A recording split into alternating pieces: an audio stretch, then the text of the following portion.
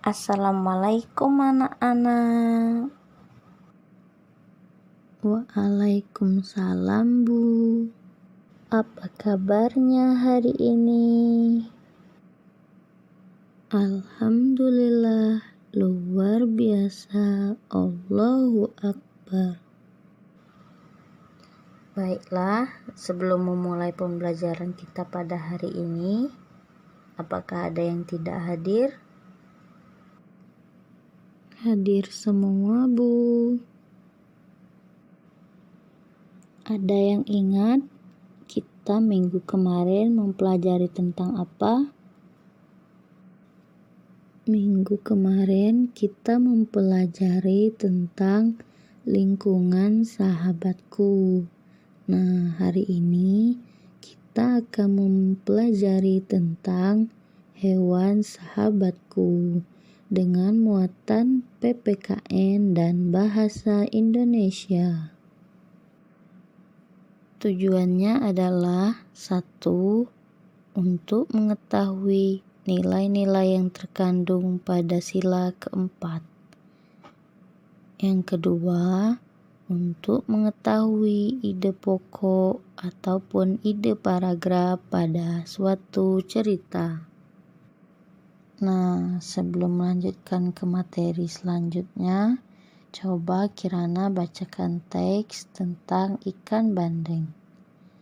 Semuanya harap mendengarkan ya.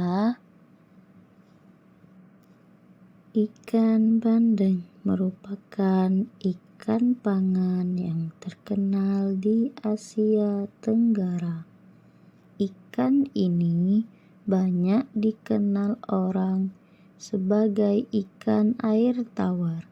Habitat asli ikan bandeng sebenarnya di laut, tetapi ikan ini dapat hidup di air tawar maupun di air payau. Baiklah, sekarang coba kalian kerjakan soal yang terdapat pada teks cerita tentang Edo dan teman-temannya.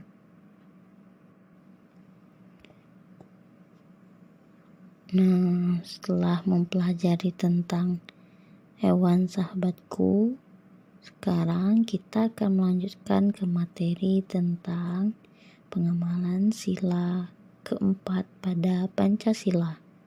Anak-anak, adakah yang tahu apa saja contoh pengamalan sila keempat dalam kehidupan sehari-hari? Bermusyawarah, Bu. Betul sekali, Kirana. Bermusyawarah termasuk dalam pengamalan sila keempat.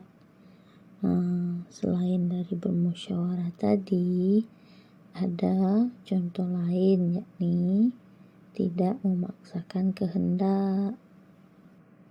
Nah, pengertian dari musyawarah itu sendiri yakni suatu cara untuk merumuskan suatu masalah agar dapat dipecahkan bersama dengan didasari dengan keadilan yang mencapai suatu mufakat. Contoh lain dari musyawarah dalam kehidupan sehari-hari yakni musyawarah untuk mengikuti pemilihan umum. Contoh yang kedua, musyawarah untuk mengikuti pemilihan ketua kelas dan perangkatnya. Contoh lain yakni musyawarah untuk menentukan jadwal ronda pada suatu poskamling. Nah, itulah tadi pengamalan nilai-nilai Pancasila yang terdapat pada sila keempat. Sekarang kita akan melanjutkan ke pembelajaran berikutnya. Sekarang kita akan mempelajari tentang ide pokok pada suatu cerita.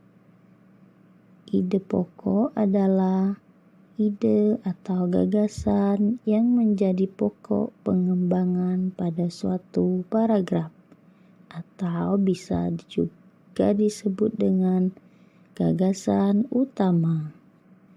Cara menemukan ide pokok dalam sebuah paragraf yakni dengan cara menemukan kalimat utama terlebih dahulu.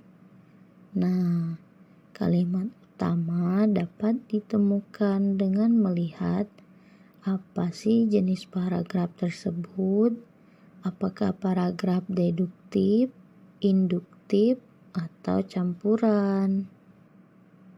Paragraf deduktif yakni paragraf atau gagasan utamanya terletak pada awal kalimat, sedangkan induktif yakni terletak pada akhir kalimat, dan campuran yakni paragraf antara deduktif serta induktif. Nah, sekarang coba kerjakan latihan, nanti dikumpulkan di depan. Baiklah anak-anak, sudah paham belum apa yang dimaksud dengan ide pokok? Sudah paham, Bu? Nah, itulah tadi pembelajaran kita pada hari ini. Lebih dan kurangnya Ibu mohon maaf. Kepada Allah, Ibu mohon ampun. Di rumah kalian tetap belajar ya nak. Sebelum pulang, Ibu akan memberikan tugas kepada kalian, yakni merangkum apa saja pembelajaran kita pada hari ini. Nah, minggu depan Ibu akan memeriksanya satu persatu. Semangat belajar anak-anak, dan jangan lupa jaga kesehatan. Itulah tadi pembelajaran kita pada hari ini. Wassalamualaikum warahmatullahi wabarakatuh. Waalaikumsalam warahmatullahi wabarakatuh.